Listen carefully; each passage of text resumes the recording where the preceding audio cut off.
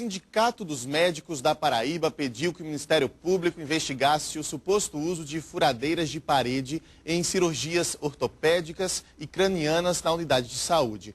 O SBT Nacional repercutiu o assunto. O sindicato divulgou este vídeo que mostra uma furadeira sendo usada numa cirurgia ortopédica. O paciente sofreu um acidente de motocicleta e teve fratura exposta. De acordo com o Sindicato da Paraíba, as imagens foram gravadas há 10 dias por um médico do Hospital do Trauma que não tinha outro aparelho. Se tratando de uma cirurgia de emergência e de urgência, ele acaba tendo que fazer uso do que lhe é oferecido. No começo do mês, um outro médico divulgou imagens de uma furadeira que, segundo ele, foi usada em cirurgias cranianas. O governo do estado informou que vai investigar a procedência e a veracidade das imagens. O Conselho Regional de Medicina da Paraíba abriu uma sindicância para também investigar o uso de furadeiras pelos médicos. E para falar sobre essa história, o Tambor Notícias recebe o coordenador de especialidades médicas do Hospital de Emergência e Trauma, Edivan Benevides. Boa tarde para o senhor. Coordenador, bem-vindo ao Tambor Notícias. Boa tarde, uma satisfação poder dar alguma opinião e esclarecimento à sociedade e a vocês. Furadeiras caseiras estavam de fato sendo usadas em alguns tipos de cirurgia lá no hospital? Eu gostaria de enfatizar que a responsabilidade, se foi usada alguma furadeira caseira, foi do próprio colega. Na verdade, nós dispomos de furadeiras que se assemelham à furadeira doméstica, só que são furadeiras canuladas, que são de utilização cirúrgica para cirurgias ortopédicas, e também dispomos de outros tipos de furadeiras, que são furadeiras chamadas strikers, que são utilizadas em cirurgias neurológicas e bucomaxilofacial.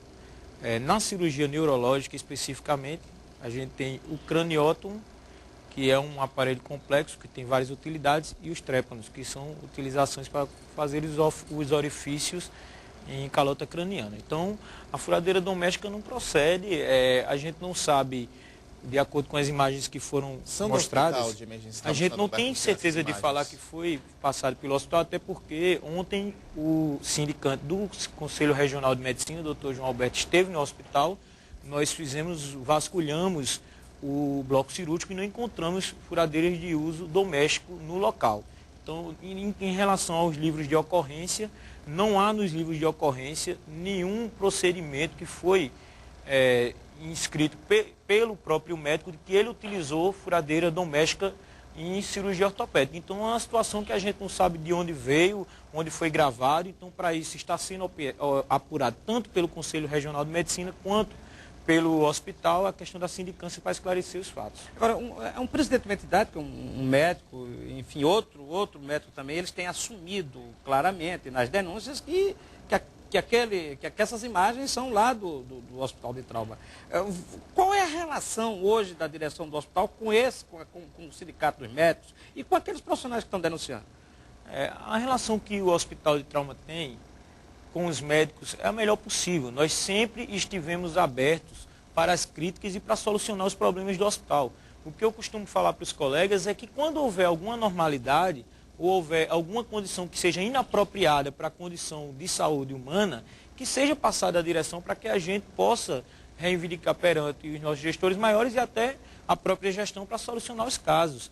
O que a gente não está entendendo são as sequências de denúncias com o objetivo de escandalizar e sensacionalismo com a sociedade que causa pânico nos pacientes.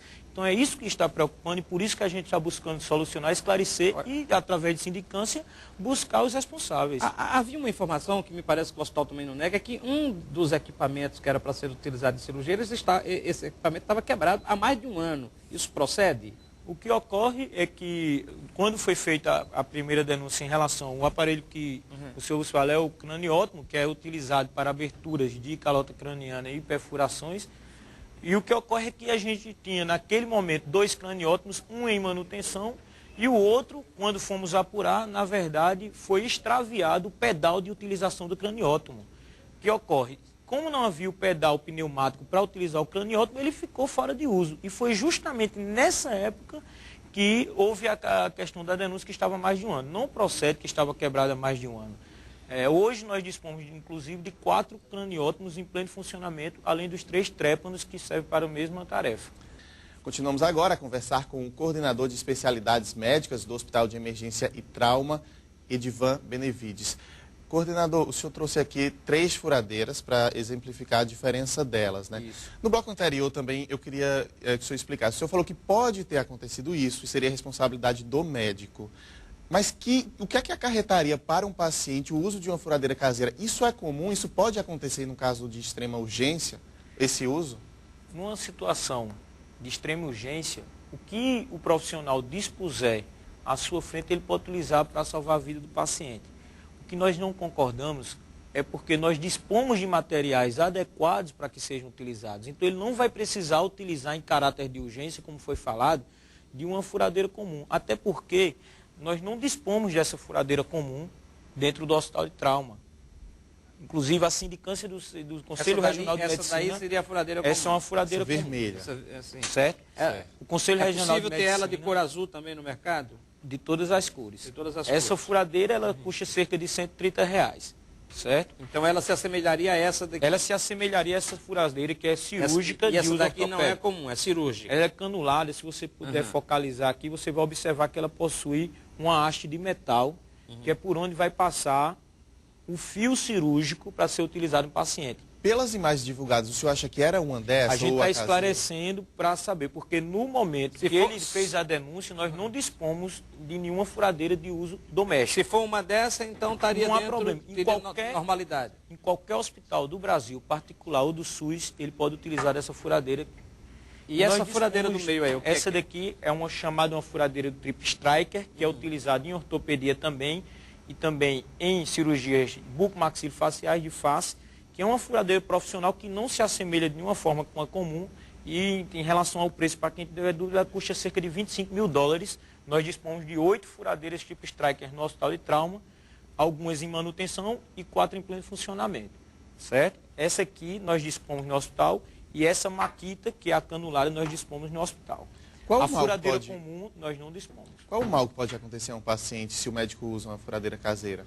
A questão da furadeira caseira é porque ela é de uma forma mais rústica, e além disso ela não para quando ela passa de uma superfície rígida, ela continua rotacionando. Então, se ela atingir um tecido mole, ela pode Quem acostuma com ela faz o esforço e depois ela... E ela continua, ela passa direto, como uma espécie de uma parede que você vai colocar uma broca. Agora, doutor Edivan, eu vou colocar... eu tenho tentado entender essa situação e vou colocar da seguinte forma. Veja bem, como a direção do Hospital de Trauma tem negado, tem dito que não existe essa furadeira e tal, então, se de fato ela foi usada por um médico e ele utiliza hoje a denúncia como se fosse para desestabilizar o hospital, então é uma denúncia muito grave. Uma denúncia muito grave. Seria uma denúncia de boicote do trabalho. Então, um médico que faria isso, pode-se esperar tudo dele. Por exemplo, inclusive, não atender um paciente e deixar um paciente morrer para poder jogar a culpa no hospital. Vocês acreditam nessa possibilidade efetiva? Eu acredito piamente que isso seria um profissional que, se fosse capaz de fazer uma atitude como essa, seria a minoria da minoria. Mas é possível? É possível porque em todas as profissões... Você levanta esse tipo de situação, não? Não, por enquanto eu não estou nem vou acusar nenhum profissional de que causou algum dano ao paciente. Até porque nós não tivemos nenhuma denúncia por parte do CRM ou da ouvidoria de qualquer parte que algum paciente tenha sofrido algum dano por conta de algum malfeitor que tenha executado. Agora, tem o outro lado também dessa questão, né? E se os médicos acabarem provando que, de fato, o hospital tinha e o hospital está negando até agora? Então, o hospital não estaria sendo, de certa forma... Seria um erro no controle, já que não existe esse controle que existiu a furadeira? Se por acaso for comprovado que se utiliza-se há vários tempos esse tipo de instrumento, que isso foi de gestões anteriores que não chegaram à gestão atual, entendeu?